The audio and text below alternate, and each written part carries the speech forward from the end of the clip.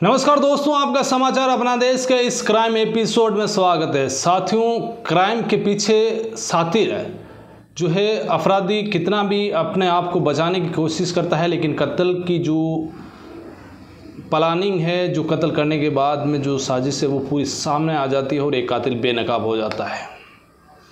आज की ही कहानी एक ऐसी कहानी है, एक लड़की की जब मौत होती है तो घर वालों ने सोचा कि उसकी मौत की वजह कोरोना हो सकती है, लेकिन जब पूरी सच्चाई सामने निकल कर आई तो घर वाले भी जो है इस पूरी घटना को देखकर हैरत अंगेज रह गए।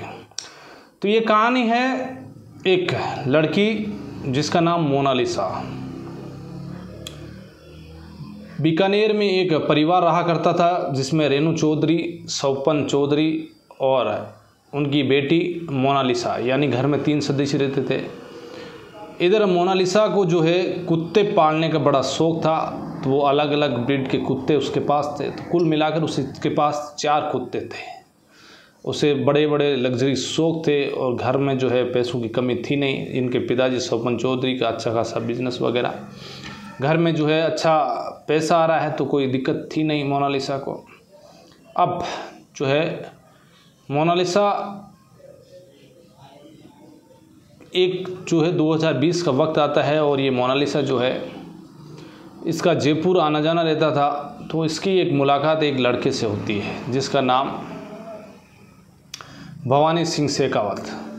अब दोनों की मुलाकात होने के बाद दोनों के बीच बातचीत चली।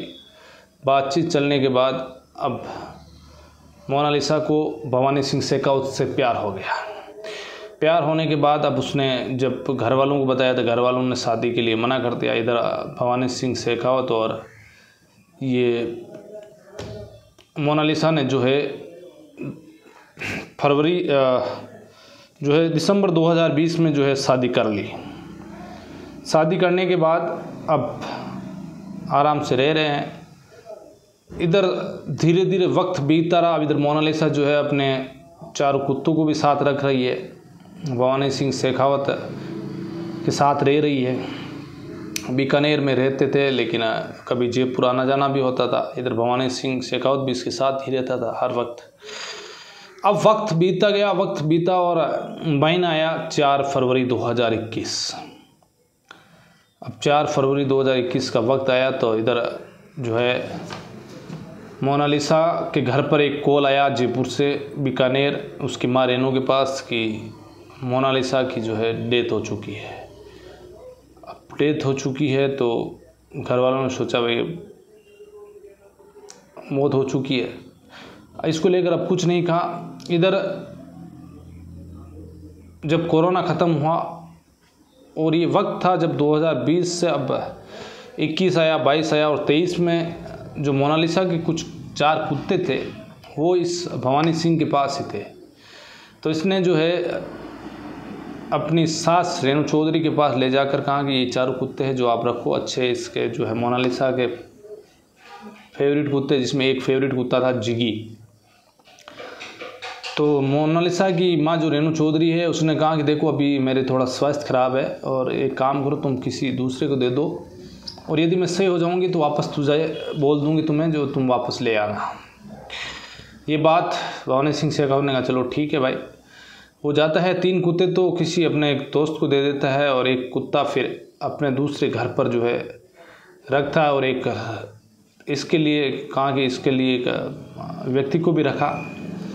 लेकिन कुछ ही दिनों के बाद में जो है उस कुत्ते की जो है मौत हो गई, लेकिन ये बात रेणु चौधरी को नहीं पता थी। अब जैसे रेणु चौधरी तैयार हुई तो उसने कहा कि चलो एक काम करो, वो कुत्ते ले आओ यहाँ पर घर पर। तो भवानी सिंह से कहो 3 कुत्ते ही लेकर पहुँचा। तो उसने कहा वो चौथा कुत्ता जिगी कहाँ है। तो वो कहती है भवानी सिंह से कहा तो रेणु चौधरी से बोलता है कि जो कुत्ता है वो कोई आर्मी ऑफिसर था, उसको दिया था, जो अब पता नहीं कहाँ पर उनका ट्रांसफ़र हो गया है, तो वो उनके साथ ही ले गए। रेणु चौधरी ने कहा कि चलो एक काम तो अच्छा हुआ कि एक आर्मी ऑफिसर के पास एक अच्छा कुत्ता रहेगा तो कोई उन्हें दिक्कत नहीं है। ये बात सोचकर और फिर उन्होंने कोई 3 कुत्ते रख लिए।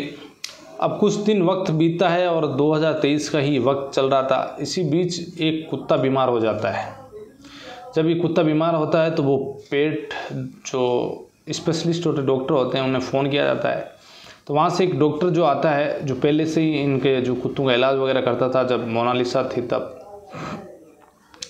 इसी दरमियान वो आता है और वो कहता है कि रेणु को कि मैडम मुझे अफसोस है कि एक कुत्ता जो आपका कुत्ता था, फेवरेट कुत्ता मोनालिसा का, वो मैं बचा नहीं पाया। तो वो कहता क्या बात कर रहे हो, वो तो मेरे दामाद ने किसी आर्मी ऑफिसर को दे दिया था। कि नहीं, जिसका नाम जिग्गी था उस जिग्गी को मैंने पूरी कोशिश की बचाने की, लेकिन वो बच नहीं पाया।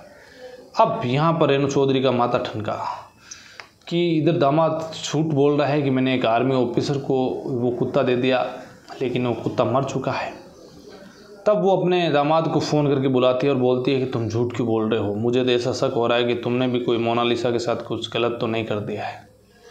तो वो कहता है ऐसा नहीं मम्मी जी, मैं तो ऐसे ही मजाक कर रहा था कि नहीं, मुझे ऐसा लग रहा है कि तुमने कहीं मोनालिसा के साथ कुछ गलत तो नहीं किया है, जिस तरह से तुमने कुत्ते की बात छुपाई।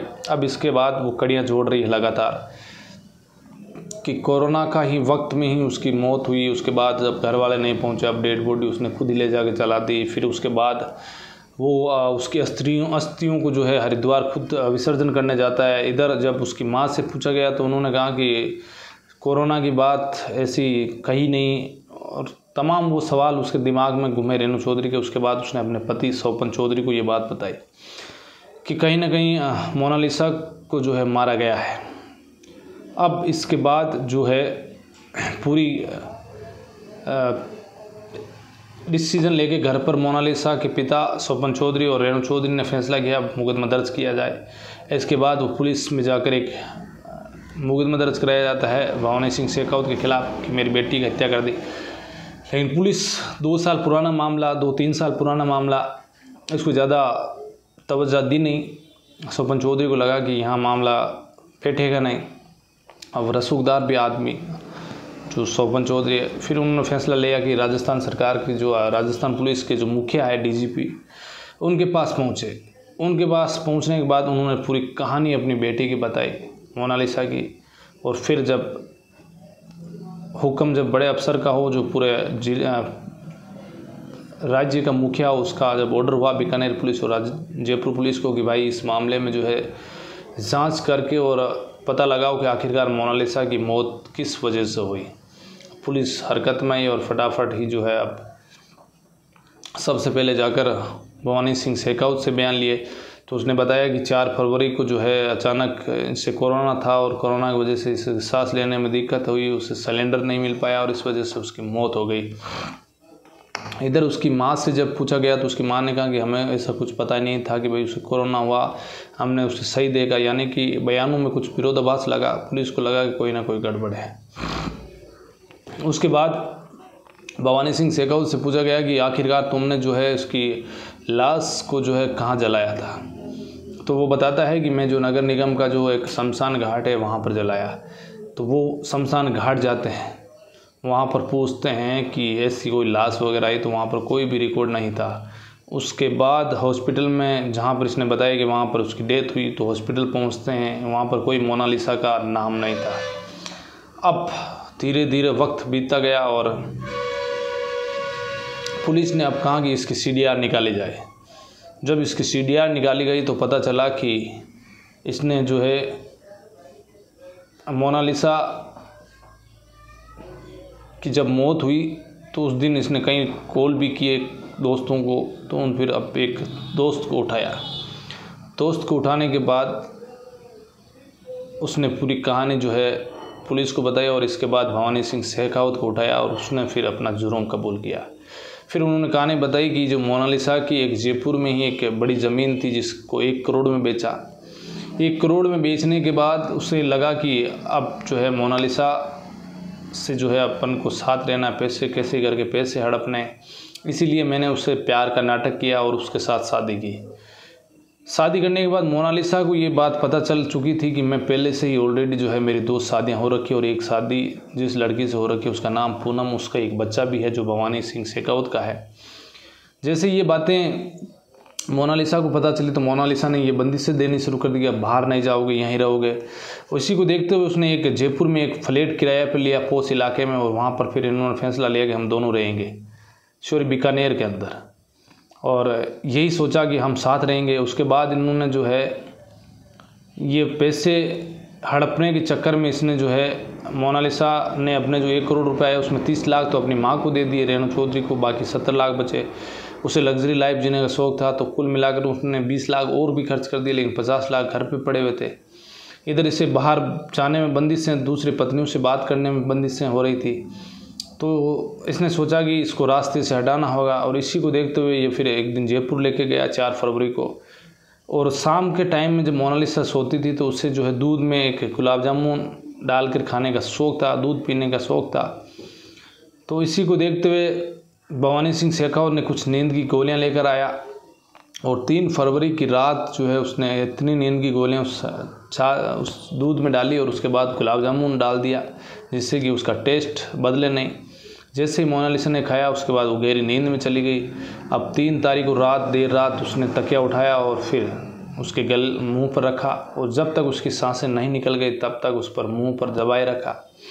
इसके बाद ये अपने 2 दोस्तों को फ़ोन करता है, और फिर इसके बाद इसने सोचा कि जो है कोरोना चल रहा है, ये मौका अच्छा मौका है, क्योंकि 2020 में शादी हुई और फरवरी की 21 में तो बड़ी वेव चल रही थी, आपको पता ही होगा। तो इसने यही अनुमान लगाया कि कोरोना में कुछ पता भी नहीं चलेगा, क्योंकि अस्पताल में पोस्टमार्टम नहीं होता है, वहीं 4 लोग कंधे भी नहीं देते हैं, सीधी लाश को ले जाओ, सीधी चिता पर डालो और जला दो। तो इसे यह पता था कि यह सबसे अच्छा मौका है मोनालिसा को रास्ते से हटाने का और उसके पैसे हड़पने का। इसी को देकर उसके 2 दोस्तों को बुलाया, फिर शमशान घाट गए, और उन शमशान घाट में जो कर्मचारी होते हैं उनको कहा कि इसकी कोरोना से मौत हुई है, तो उन्होंने कहा भाई आप जला लो। फिर वो खुद ही जला के और फिर निकल आए। और इधर घर वालों को जो है इस भवानी सिंह ने बताया कि जो है सीढ़ियों से घिरकर मौत हो गई। उसे पता था कि कल तक तो सही थी मोनालिसा। तो एक कुत्ते की मौत के बाद जब वो डॉक्टर ने ये बात रेणु चौधरी को बताई, और इसके बाद जो है पूरी कहानी इस तरह से निकल कर आई कि एक भवानी सिंह शेखावत ने पैसों के लालच में मोनालिसा के कत्ल किया, और मोनालिसा भी जो है एक प्यार में पड़ गई, कुछ ही दिनों के प्यार में पड़कर, और उसने जो है शादी कर ली, और शादी का अंजाम आपको जो है इस कहानी में पता ही चल चुका। तो आज की कहानी में बस इतना ही। आप सावधान रहिए, सतर्क रहिए, अलर्ट रहिए और क्राइम से बचिए। जय हिंद।